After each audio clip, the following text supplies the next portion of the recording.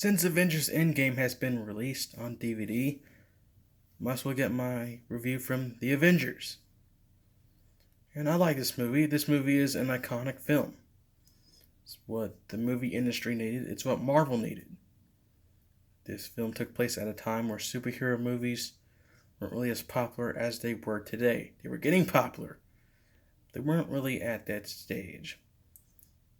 This was kind of the start of the MCU for Marvel. Now, some people say that Iron Man started it all, but it's more like a building block. Same thing with Incredible Hulk, Iron Man 2, Thor, Captain America, which is known as Phase 1. That's what made the Avengers. For building blocks, we got the Avengers that started the MCU, Phase 1.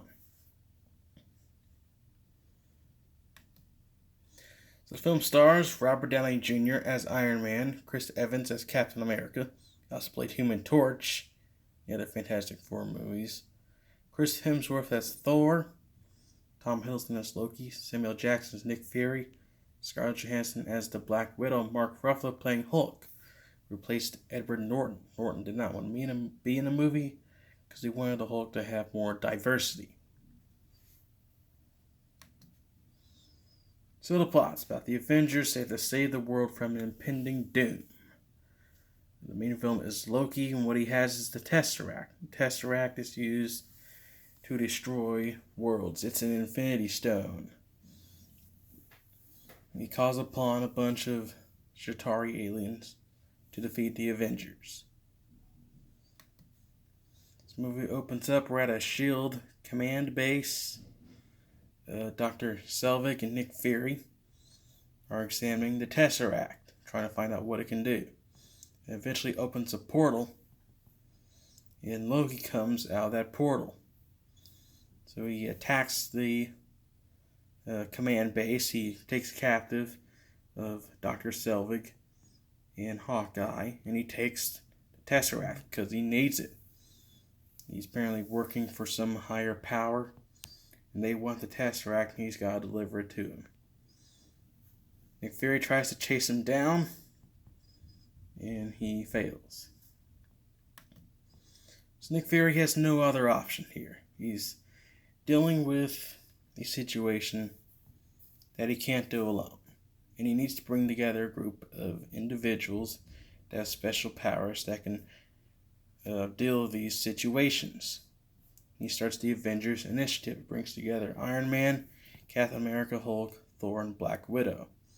He started the Avengers Initiative around Iron Man 2. And he brought them together in this movie. And that's what this movie is about. Bringing together the Avengers. That's what 80% of this movie is about. And the Avengers, they don't really work well together at first, because they've been on their own. They have a lot of big egos. Tony Stark and Steve Rogers, they butt heads in the movie.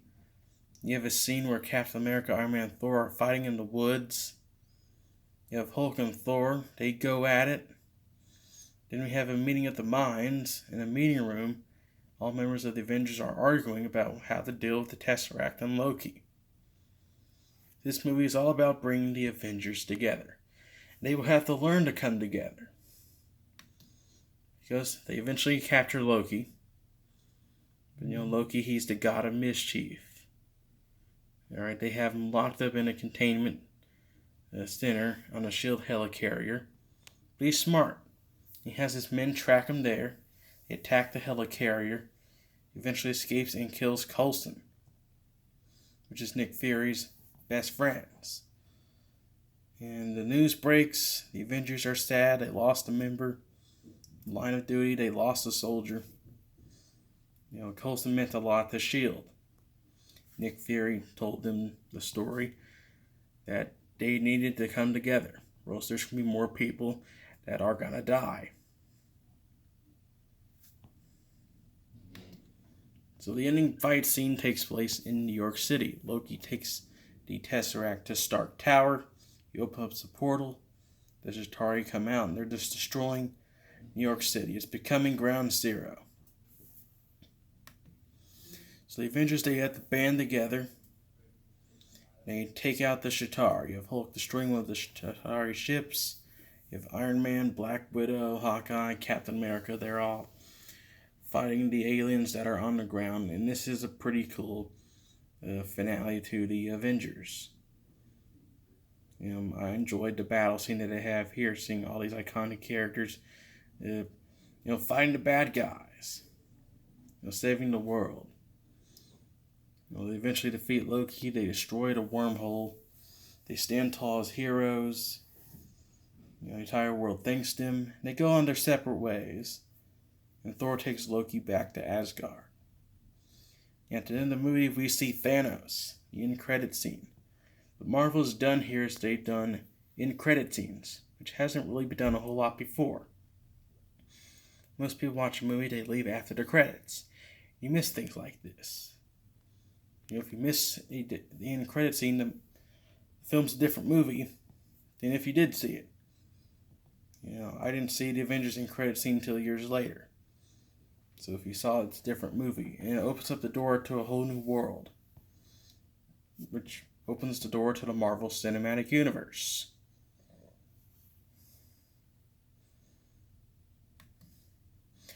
Now, I thought this movie was pretty good. I like it. I'll give it an 8 out of 10. I do have a few issues with it. Part of this movie felt like it kind of ripped off Transformers, sort of a way. You have a lot of similarities here.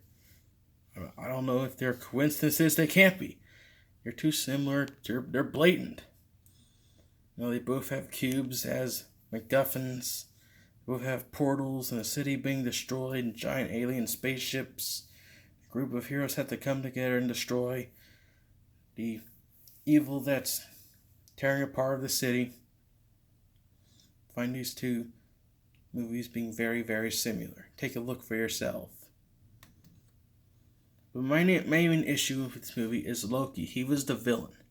I'm not a fan of Loki as a villain, because in this film he didn't really do anything. The premise of the Avengers is Avengers to fight a foe that can't be taken down alone. And Loki can. He got bested by Thor, and Thor, not only that, you have Hulk destroy Loki in the Avengers. Near the end, he slams him around on the ground. And Loki didn't really have much of an impact on the Avengers than if he would use a different villain. There's a couple scenes here where Loki and Nick Fury and Iron Man are interacting with one another. There's no anger or hostility directed towards one another. They're just peacefully talking to each other. This is the villain here. He's attacking your city. You should be trying to kill him. But they're not. They're just peacefully talking to one another. So Loki, he's not really much of a threat. He's not really much of a villain. He mostly has people do his dirty work for him. He's just a guy that likes to talk and gloat and says that he did it. But Loki, that's why I give this movie an 8. He did not need to be in this movie. He did not need to be a villain. As far as the Avengers goes,